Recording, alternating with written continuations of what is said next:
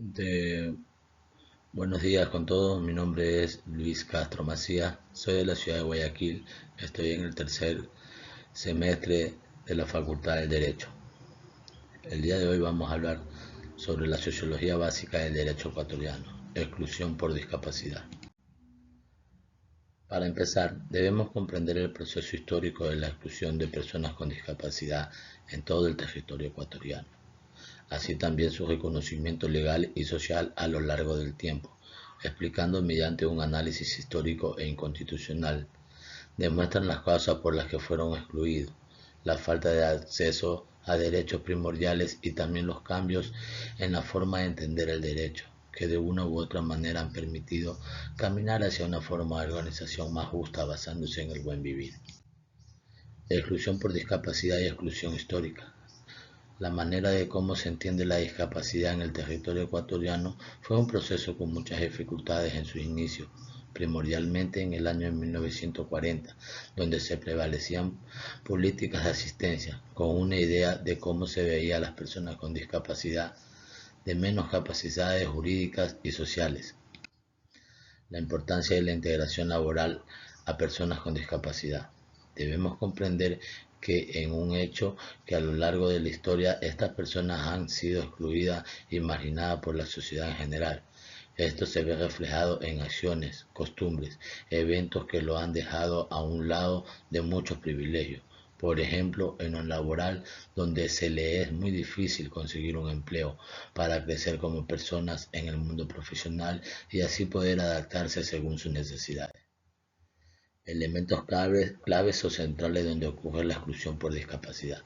Actualmente la exclusión por la que pasan y enfrentan las personas con discapacidad se encuentra manifestada en distintos ámbitos de nuestra sociedad. Aquí algunos de ellos.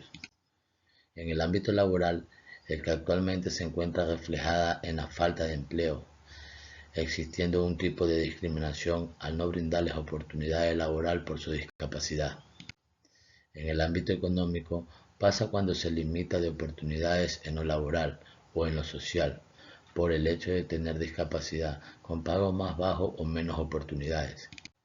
En el ámbito social, existe cuando las personas con discapacidad son discriminadas por las comunidades o la familia, por el simple hecho de presentar alguna discapacidad. También la falta de una integración social adecuada, la cual dificulta de tal forma que las personas con discapacidad sean incluidas en el área laboral. Esto hace que la mayoría de personas con discapacidad renuncien a su trabajo.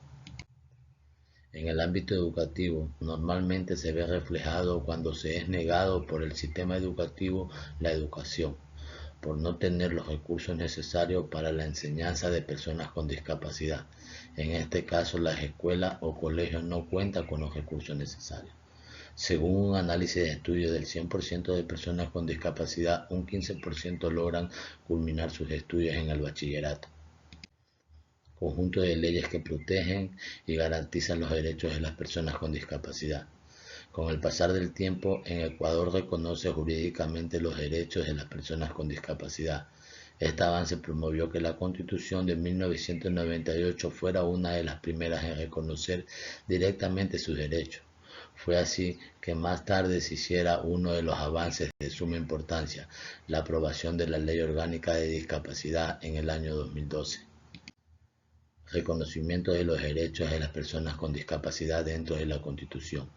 Las leyes, principalmente la Constitución, nos indica que las personas con discapacidad tienen sus derechos y el Estado es el garante de asegurar la inclusión y también su participación en la sociedad, en la educación y con la comunidad en general. Paradigma jurídico no positivo. Referirnos al paradigma jurídico no positivo, o como se lo conoce positivismo incluyente, se refiere a una postura que considera que el positivismo jurídico tradicional resulta incompleto. Por esta razón nos dice que debe reforzarse incorporando valores y principios legales que no se encuentren siempre planteados como disposiciones escritas. No es suficiente con aplicar las leyes como están establecidas, es necesario tomar en cuenta los valores y principios.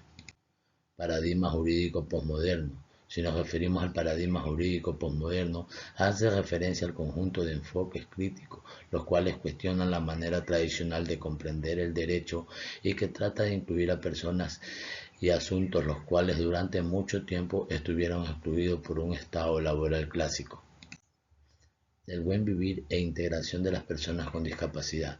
Desde la perspectiva del nuevo modelo constitucional, el objetivo puntual del crecimiento es lograr un buen vivir y para alcanzarlo hay que reconocer los derechos de las personas, las comunidades para intervenir en todas las fases de la gestión pública planificada del desarrollo.